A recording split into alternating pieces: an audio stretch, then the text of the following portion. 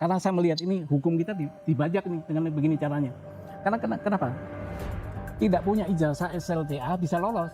Nah, ada dugaan KPU saat itu adalah terbelenggu oleh relasi kuasa. Saya minta dibayarkan ke negara kerugiannya. Iya, bahwa ini nggak benar, ini nggak sekolah SMA ini. Orang ini, kenapa bisa jadi wakil presiden? Kalau setiap hak pribadi seperti ini dilayanin oleh institusi hukum, maka akan rusak Republik ini. Kalau 270 juta orang mengambil langkah sama dengan Pak Subhan, kisruhlah Republik ini. Tadi saya mempertanyakan legal standing Pak Subhan itu sebagai person kan di situ. Nah, legitimasi politiknya terlalu kecil ya.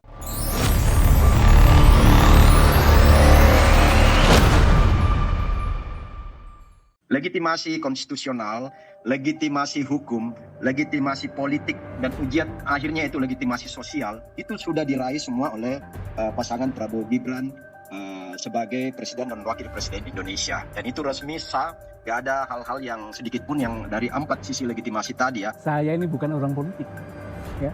Saya ini maju sendirian, gak ada yang sponsor atau nggak ada. Karena saya melihat ini hukum kita dibajak nih dengan begini caranya. Karena kenapa? Tidak punya ijazah SLTA bisa lolos.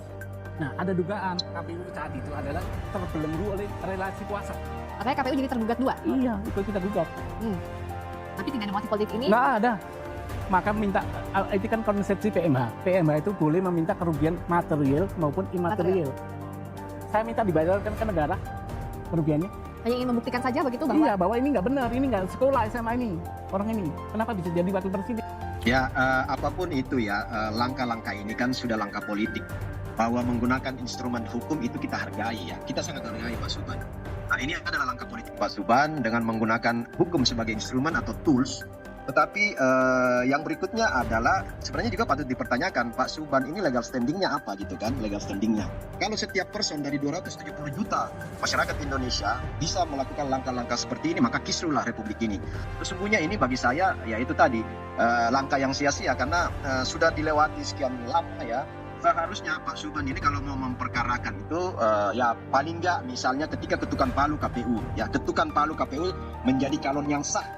Hari setelah itu kalau Bapak menganggap itu ada pelanggaran hukum di sana, karena yang diberikan diskresi kewenangan oleh undang-undang untuk menginterpretasi dan menerjemahkan administrasi persyaratan untuk menjadi calon kepala daerah KPUD, calon presiden wakil presiden itu KPU pusat, itu yang diberikan diskresi oleh undang-undang adalah KPU. Jadi mereka sudah menunaikan diskresinya secara baik dan benar, dan nggak ada problem ketika itu ya. Nah, ini yang bagi saya, kalau 270 juta rakyat Indonesia memainkan posisi sebagai Pak Subhan, mau jadi apa Republik ini? Apa kepentingan saya di politik? Nggak ada. Mau jadi apa kita udah tua begini? Saya lebih sayang negara hukum saya. Diacak-acak cara ini. Ya. Nah, itu kan interpretasi Pak Subhan. Diacak-acak itu versi Pak Subhan kan, versi 1 jiwa dari 270 juta, sekian puluh juta mengatakan nggak ada itu diacak-acak, nggak ada itu. Jadi kita jangan membangun sebuah opini yang ya justru ini opini yang mengacak-acak hukum. Oke. Gini, bahasa itu ada bahasa yang berkembang. Kami ingin pure hukum. Kita buktikan bahwa wakil presiden tidak memiliki ijazah SMA sederajat. Itu aja. Hanya itu. Ingin membuktikan dulu? Iya. Perkara nanti diterima atau tidak? Ya, itu urusan lain. Karena kita yakin. Kita ini keyakinan. Fakta kita menang.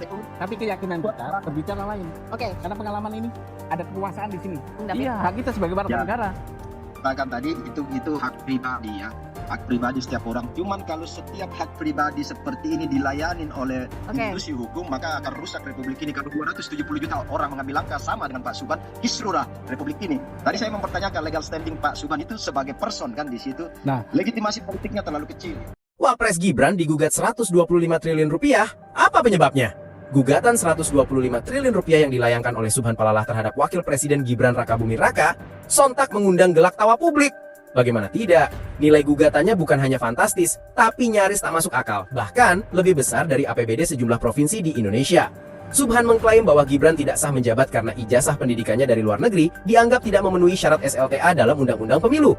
Namun, publik melihat gugatan ini bukan lagi soal kepastian hukum, melainkan justru menyerupai sebuah drama hukum penuh sensasi.